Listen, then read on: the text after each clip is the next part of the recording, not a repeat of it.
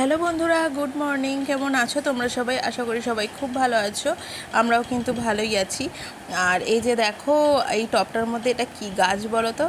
এটা হচ্ছে তরমুজ গাছ। আমি বসেছিলাম আর কি, ঘরে বসেছিলাম, নিচেই ছিলাম। আমার বর এসেছিলো উপরে ফুল তুলতে, তো আমাকে তখন এসে বলছে যে তরমুজ গাছের পাতাগুলো কীরকম হয় একটুখানি দেখো তো। তো আমি মানে তখন আর কি ওকে বললাম যে কেন, তরমুজ গাছ হয়েছে? মানে মনে হলো আর কি তরমুজ গাছের পাতাগুলো কেমন হয় জানতে চাইছে যেহেতু। আর আর ও গিয়ে জিজ্ঞাসা করেছে, কারণ ও না ওই তরমুজ গরমের সময় যে খাওয়া হয়েছিল সেই তরমুজের দানাগুলোকে নিয়ে না এখানে ফেলে দিয়েছিল। তো সেটা থেকে গাছ হয়েছে, মানে ভীষণ আনন্দ পেয়েছে আর কি, খুব খুশি। আর এই যে দেখো, বেল ফুলের গাছটাতে কত কুড়ি এসেছে, মানে যখন ফুল হয় না গাছ পুরো সাদা হয়ে থাকে। আর এটা না গতকালের ভিডিও, মানে 30 তারিখের ভিডিও, 30শে মে। আর 30শে মে তো আমি কোনোরকম ভিডিও করতে পারিনি, শরীরটা খুব খারাপ লাগছিল বলে। সবে শুরু করেছিলাম সকাল থেকেই, ওইটুকুই আর কি ভিডিও করতে পেরেছি, তারপরে আর কোনোরকম ভিডিও করিনি। আর এত সুন্দর একটা জিনিস, নতুন কিছু একটা হয়েছে, তোমাদের সাথে শেয়ার করব না তা তো হয় না। তো সেই জন্য আমি এই ভিডিওটার সাথে কিন্তু মানে অ্যাড করে দিয়েছি। আর এটা হচ্ছে যে 31 তারিখের ভিডিও, আর এই দিনের ভিডিও কিন্তু পুরোটাই আছে, মানে পুরো সকাল থেকে রাত পর্যন্ত কি কি করেছি আমি সেই সমস্ত ভিডিও কিন্তু এখানে আছে। আর এখানে দেখো, আমি ভিডিওটা শুরু করেছি তখন ওই দুপুর টাইম, মানে 11:30 মতন বাজে, 11:45 11:30 মতন বাজে, তখন থেকে আমি দুপুরে ভিডিওটা শুরু করেছি রান্নাবান্নার পর্ব থেকে। আর সকালে তো টিফিন করে নিয়েছি, সকালে ওই দুধ মুড়ি খেয়েছি, ওটা দিয়ে টিফিন করেছি, একটুখানি ঘরটরগুলো সব গুছিয়েছি, তারপর আর কি চলে এসেছি রান্নাঘরে রান্না করতে।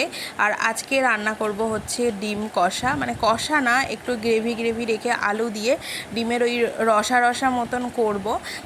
আর করব হচ্ছে তেল পটল। আর তেল পটলটা না মানে ভীষণই ভালো লাগে খেতে।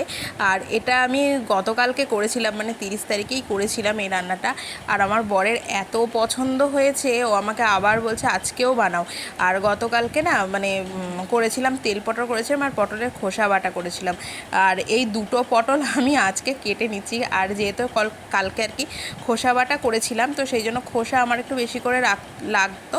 তো সেই জন্য পটল যেটা মানে যতটা আর কি তেল পটলের জন্য লেগেছে করেছি, আর বাদবাকিগুলো খোসা ছাড়িয়ে নিয়ে খোসা বাটা করেছিলাম, আর সেই পটলগুলোকে রেখে দিয়েছিলাম।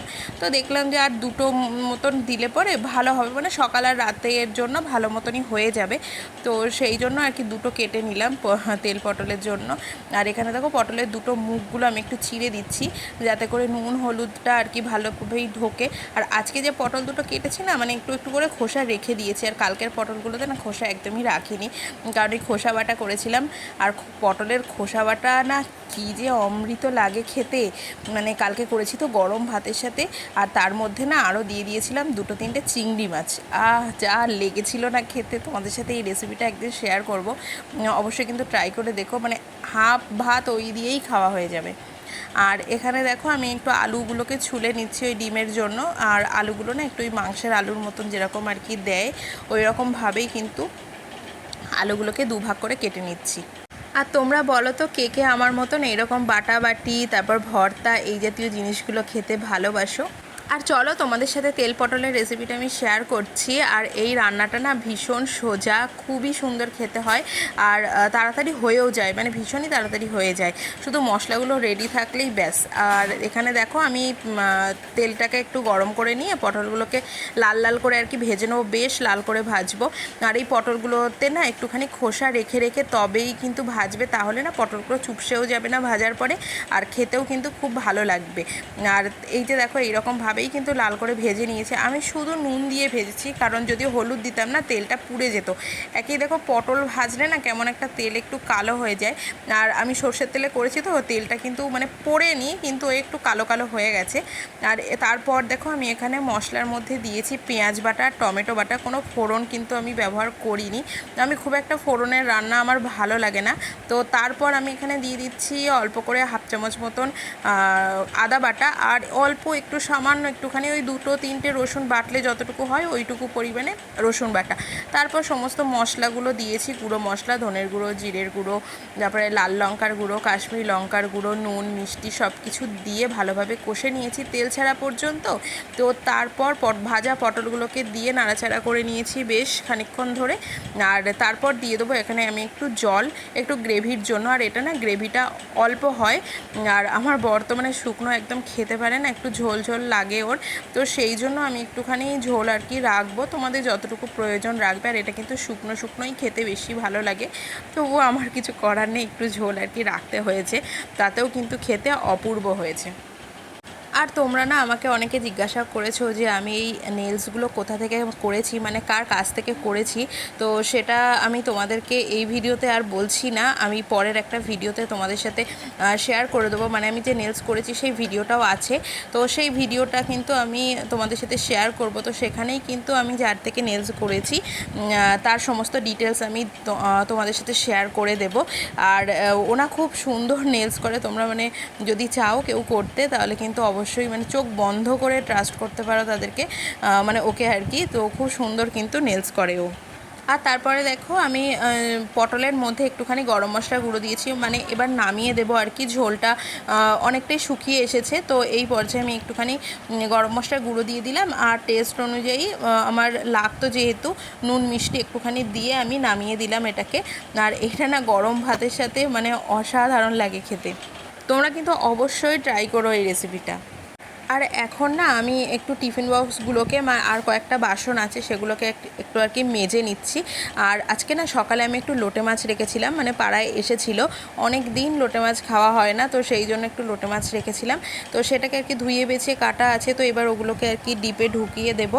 আর আমি না একটু গাজর আর কি কুচি করে রেখে দিয়েছি, সেটাকে আমি রেখে দেবো। আর গাজর না এরকমভাবে মানে শুধু যদি পড়ে থাকে ফ্রিজে তাহলে না শুকিয়ে যায়, নষ্ট নষ্ট মতন হয়ে যায়, তো খাওয়া যায় না আর কি। তো সেই জন্য না গাজরগুলোকে এরকম করে কুচি কুচি করে আর কি রেখে দিচ্ছি, এতে করে একটু চাউমিন বা কোনো স্যুপ বা কোনো কিছু, যে কোনো তরকারি আলু ভাজার মধ্যে আর কি দিলে এটা আর কি খাওয়া হয়ে যাবে জিনিসটাও, আর তাহলে একদমই নষ্ট হবে না। আর এই যে দেখো কে এসেছে আমাদের বাড়িতে, মা এসেছে হঠাৎ করে, মানে মা জানতো যে আসবে, আমি জানতাম না। মা সকাল থেকে বলেও নি, ফোনে কথা হয়েছে, তাও একবারের জন্য বলেনি যে আমি আজকে যাব। মা বলছে সারপ্রাইজ দিয়েছি, আর এসে দেখো হাসছে আর বলছে এরকম করছে। তো আমি তো মানে হঠাৎ করে এরকমভাবে ভীষণই আর কি খুশি খুশি হয়ে গেছি। তো মা এসেছে আর মা আম এনেছে, আমাদের এগুলো হচ্ছে গাছের আম, হিমসাগর আম। আমার সব থেকে প্রিয় আম হচ্ছে হিমসাগর আম, বাবা পেড়ে আর কি পাকিয়েছে, যাকে দিয়েছিল। তো যাক খুলতেই বাবা পাঠিয়ে দিয়েছে, বলছে দিয়ে আসো, নাহলে আমগুলো তো থাকলে পরে নষ্ট হয়ে যাচ্ছে, ওরা আবার ফ্রিজে রাখলে ঠিক থাকবে। তো সেই জন্য মা এসেছে আম দিতে মেনলি। আর আমাকে একবারের জন্য বলেনি, মানে আমার মানে বলে তো নি, আর হঠাৎ করে এসেছে না, আমার যে এত আনন্দ হচ্ছে সে আর কি মানে বলার মতন না। আর এই তো এই কয়টা আম হয়েছে, তাও এটা হচ্ছে মানে পেরে ফেলেছে, আর কিছুদিন রাখলে হয়তো আরও বড় বড় হতো আমগুলো, কিন্তু এই রেমাল ঝড়ের ভয়ে না আর কি আগে থেকেই পেরে ফেলেছে, যদি আর কি আমটামগুলো পড়ে যায়। তো সেই জন্য আগে থেকেই পেরে আর কি পাকিয়ে দিয়েছে কার্বাইড দিয়ে। আর এই আমগুলো না মানে ওই গাছ পাকা আম খেতে ভীষণ ভালো লাগে, আমাদের বাড়িতে গাছ ছিল, আমরা না কখনো এরকমভাবে মানে পাকিয়ে খেতাম না, মানে খুবই কম খেতাম, বাবা যদি বিক্রি করতো তাহলে পাকাতে দিত। কেন বলেছি মাম্মি নিয়ে যাবে। এই আমি চলে যাবো এবারে, তোকে বলছিলাম না, তোকে বলছিলাম না। রাস্তায় হ্যাঁ ওখানে কান্না, আন্টি চলে যাবে, আন্টি চলে যাবে, নিয়ে যাও আমাকে। আমার দেখেছে তো, আমি দেখা এই দেখ দুষ্টু, তোকে আমি বলছিলাম না সকালে আমার মা আসবে, চলে যাবো, দেখেছিস আমার মা এসেছে, চলে যাবো। তুই তোর মার কাছে রয়েছিস তো। আচ্ছা তুই তোর মার কাছে কেন রয়েছিস বল। মাকে নিয়ে চলে যাও। আর এই যে দেখো মাকে পেয়ে আমার তো মনে আর আনন্দ ধরছে না, মানে আমার যে কী আনন্দ হচ্ছে, হঠাৎ করে এরকম মা এসেছে, আমার মানে ভীষণ আনন্দ হচ্ছে, সেটা আমি মানে বলে আর কি মুখে মানে প্রকাশ করতে পারবো না। তো এই যে আর এই যে দুষ্টুর কাণ্ড কারখানা তো তোমরা দেখলেই। তো তারপর ডিমের তরকারিটা রান্না করে আমি চলে এসেছি রান্নাঘরটাগুলো পরিষ্কার করতে। আর আজকে জানো তো শুক্রবার, আর মা না নিরামিষ খায়, আর একে তো আমাকে বলেনি, বললে পরে আমি নিরামিষ রান্না করতাম, করলাম, কিন্তু আমি তো আজকে ডিম রান্না করেছি, পেঁয়াজ টেয়াজ দিয়ে পটল রান্না করেছি, মা ওগুলো কিছু খাবে না। তো সেই জন্য আগেটাকে আর কি পরিষ্কার করে নিলাম। আর আমার বর সঙ্গে সঙ্গে গেছে আর কি দুধ নিয়ে আসতে, সেই হাটখোলাতে গেছিলো, ওখান থেকে দুধ এনেছে। মা বললো ঠিক আছে তোর কিচ্ছু ব্যস্ত হতে হবে না, আমাকে মানে আমি দুধ দিয়ে ভাত দিয়ে আর কি খেয়ে নেবো, তো একদম ব্যস্ত হতে হবে না।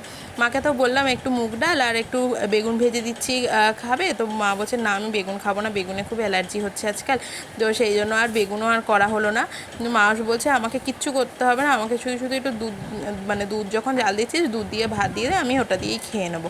তো সেটাই আর কি করলাম, দুধটাকে জালে বসিয়ে দিলাম। আর এখানে দেখো বৌদির আরেক মেয়ে আর কি একটা বাটি করে একটা তরকারি দিয়ে গেছে, ইলিশ মাছ দিয়ে না কচু শাক করেছিল, তো সেটা আর কি দিয়ে গেল। আর বৌদি না যখনই কিছু করে আর কি দিয়ে যায়, আমিও চেষ্টা করি যত সম্ভব আর কি দিয়ে যেতে। তো আমাকে ওই আমার বড়টাই বলছিল যে হ্যাঁ বৌদি শুধু দিয়ে যাচ্ছে, তুমি শুধু নিয়ে যাচ্ছে, তুমি তো কিছু পাঠাচ্ছই না। তো আমি চেষ্টা করি, জানো তো সবসময় আর কি হয়ে ওঠে না, কিন্তু আমি চেষ্টা করি কিছু না কিছু পাঠানোর জন্য। ভালো লাগে আর কি, আমার নিজে রান্না করতেও ভালো লাগে আর মানুষজনকে খাওয়াতেও আমার ভীষণই ভালো লাগে। আর আজকে জানো তো সকাল থেকে বৃষ্টি হচ্ছিল, মানে সকাল থেকে বলবো না, গতকাল দুপুর না ওই সন্ধ্যা টাইমের পর থেকেই আর কি বৃষ্টি শুরু হয়েছিল। আর সারা ঘর তো একটু জল জল হয়ে গেছিলো, উপর থেকে জল পড়ে, তো সেই জন্য আর কি ঘরটা সকালেই আর কি মুছে নিয়েছিলাম। আর পরে আমি আরেকবার ঝাঁট দিয়ে দিলাম, তো তখন আর মুছিনি। তো এখানে মা ওই খাওয়া দাওয়া করছে, আর আমরাও এখানে ভাত টাতগুলো বেড়ে নিয়ে আর কি বসে পড়েছি। আর আমরা না এখন মাটিতে বসে খাই, মানে ভীষণই ভালো লাগে মাটিতে বসে খেতে। আর তারপর দেখো খাওয়া দাওয়া করে আমি এখন বসেছি, তোমাদের সাথে একটা জিনিস আমি শেয়ার করছি। আমি যে নেলস করেছি না, সেই নেলসে মানে বাঁ হাতেরটা তো কোনো মানে সমস্যা নেই, ঠিকঠাকই আছে, কিন্তু ডান হাতে না ওই হলুদ টলুদগুলো লেগে না হলুদ হয়ে গেছে। আর যেহেতু আমার মিডিল দুটো ফিঙ্গার না একদমই হোয়াইটের উপর করা, তো সেই জন্য মানে সহজেই কালারটা আর কি ধরে যায়। আর তো সেই কালারগুলোকে আর কি আবার যাতে চলে যায়, তো তার জন্য না এই যে নেল পলিশ রিমুভ করার জন্য যে টিস্যুগুলো থাকে না, এই টিস্যুগুলোকে দিয়ে ঘষলেই কিন্তু ওই যে এক্সট্রা যে কালারগুলো আর কি থাকে তেল হলুদের, তো ওই হলুদগুলো কিন্তু একদমই আর কি চলে যায়। তাহলে কিন্তু অনেকটাই ফেড হয়ে যায় কালারগুলো, আর এগুলো কিন্তু একদমই আগের মতনই হয়ে যায়। এবার আমারটা যেহেতু পুরোটাই সাদা হয়েছে না, তো একটু হালকা হলদেটে ভাব রয়ে গেছে। আর এখন বাজে সন্ধে 6:30, আর মা এখন বেরিয়ে যাচ্ছে, আর আমার বর একটুখানি এগিয়ে দিতে যাচ্ছে, আর একটুখানি কিছু জিনিস আর কি নিয়ে আসবে হাটখোলা থেকে, ওই একটু কলা নিয়ে আসবে, দই নিয়ে আসবে, আর ঘরে পেঁয়াজ নেই, তো পেঁয়াজ এইগুলো আর কি টুকটাক কিছু নিয়ে আসবে, আর মাকেও আর কি গাড়িতে তুলে দেবে। তো সেই জন্যই আর কি বেরোচ্ছে। আর মা না এসেছিলো, তোমাদের সাথে তো বলা হয়নি, দুপুর 1:30 নাগাদ এসেছিলো, আর এইটুকু সময়ের জন্যই এসেছিলো, তবে হঠাৎ করে এসেছিলো, তো মানে মনটা সত্যি ভীষণ ভালো হয়ে গেল। আর ও তো এখন হাটখোলার দিকে একটু বেরোলো মাকে গাড়িতে তুলে দিতে, আর ওর আসতে একটু লেট হবে, তখন এলেই আমি আর কি চা করব। আর এখন ভাবলাম যে বসে না থেকে আমি একটা কাজ আর কি এগিয়ে রাখি। আর এইটা দেখো গ্যাসের বার্নারটা আমি একটুখানি পরিষ্কার করব। তোমরা দেখতেই পাচ্ছ কীরকম তেল পড়ে, মানে তেল জমে কালো হয়ে গেছে, পুড়ে আর কি গেছে এগুলো। তো একটা ছুরি দিয়ে না এরকমভাবে একটু ঘষলেই এগুলো উঠে আসছে, কিন্তু একটু সময় লাগে এগুলো করতে। তো সেটাই আমি একটু বসে বসে আর কি বেশ খানিকক্ষণ ধরে এটা আর কি পরিষ্কার করছি। আর তার মধ্যে ও এসেও গেছিলো, ও আমার কাজে একটু হাত লাগিয়েছে, কারণ না করতে করতে পুরো কবজিটা একদম ব্যথা করছিল আর কি, অনেকটা চাপ দিয়ে করতে হচ্ছিলো। তো আর আমি ওই বেশি খুব একটা চাপ না দিতে পারি না হাতে, মানে কবজিতে আর কি ব্যথা করে, তো সেই জন্য ও আর কি একটু হেল্প করে দিচ্ছিলো আমাকে। আর এই যে পরিষ্কার করাটা হচ্ছে না, এটা আমাকে ওই বৌদি আর কি দেখিয়ে দিয়ে গেছে, এইভাবে করলে কিন্তু খুব ভালো পরিষ্কার হয়। আর এই যে দেখো প্রায় মানে 90% তো পরিষ্কার হয়েই গেছে। আমি এটাকে মেজে ধুয়ে নিয়েও এসেছি, শুধু ওই শিকগুলো যে আছে না ওইগুলোতেই একটু আর কি আছে, ওইটা আমি পরে আরেকদিন একটু বসে আর করে নেব। আর এটা তো তাও আমি গরম অবস্থায় করলে না আরও ভালো আর কি পরিষ্কার হতো, একটু চাপ দিলেই আর কি মানে সব পরিষ্কার হয়ে যেত। এটা ঠান্ডা ছিল তো তখনই আর কি করেছি, তো তাও অনেকটাই আর কি পরিষ্কার হয়েছে। আর তারপর এখন বাজে রাত ওই 10:30, আর আমি এখন আম কেটে নিয়ে এসেছি, মা যে আমগুলো নিয়ে এসেছে। আমাদের খাওয়া দাওয়া কিন্তু হয়ে গেছে, রাতে একটু শুধু আজকে ভাত করে নিয়েছিলাম, কারণ দুপুরের ওই তরকারিই ছিল। আর এই যে এনাকে দেখো, মানে এ তো খাওয়া দাওয়া করছে ঠিক, মানে এত টাইম বোঝে না, ঠিক 10টা থেকে 10:30 বাজবে রাতে, আর এসে হাঁক ডাক করবে যে আমাকে খেতে দাও। তো আর কি একটু ওই দই দিয়ে একটু ভাত মেখে দিয়েছি, তো ওই খাচ্ছে আর কি। আর আমরা না লাস্ট 2-3 দিন ধরে পঞ্চায়েতের সিজন 3টা দেখা স্টার্ট করেছি। মানে সিরিজটা এত সুন্দর লাগছে, মানে অপূর্ব, মানে মন ভরে যাওয়ার মতন একটা সিরিজ। তোমরা চাইলে অবশ্যই দেখতে পারো। আর আমি জানি যে এই সিরিজটা নিয়ে এতটাই হইচই, সবাই নিশ্চয়ই দেখা হয়ে গেছে তোমাদের। তো আমরাও আর কি দেখছি, অল্প অল্প করে দেখছি যাতে করে তাড়াতাড়ি শেষ না হয়ে যায়। তো আর কি চলো আমরা এটা দেখতে থাকি। আর আমার কিন্তু রাতে স্কিন কেয়ার, চুলটুল বাঁধা সব কিছুই হয়ে গেছে। এটা দেখে ভিডিওটা একটুখানি এডিট করে রেখে আর কি ঘুমিয়ে পড়বো। তো চলো আজকের মতন ভিডিওটা আমি এখানেই শেষ করছি। যদি ভিডিওটা ভালো লাগে তাহলে অবশ্যই লাইক শেয়ার কমেন্ট করে দিতে একদমই কিন্তু ভুলো না। আর যারা আমার চ্যানেলে নতুন আছো তারা অবশ্যই কিন্তু আমার চ্যানেলটাকে সাবস্ক্রাইব করে আমার পাশে থেকো। আর এই যে দেখো, খাওয়া দাওয়ার পর নেলস কিন্তু আমার আবার হলুদ হয়ে গেছে, আবার এটাকে ঠিক করতে হবে। আমার এখন একটা নতুন এক্সট্রা কাজ বেড়েছে।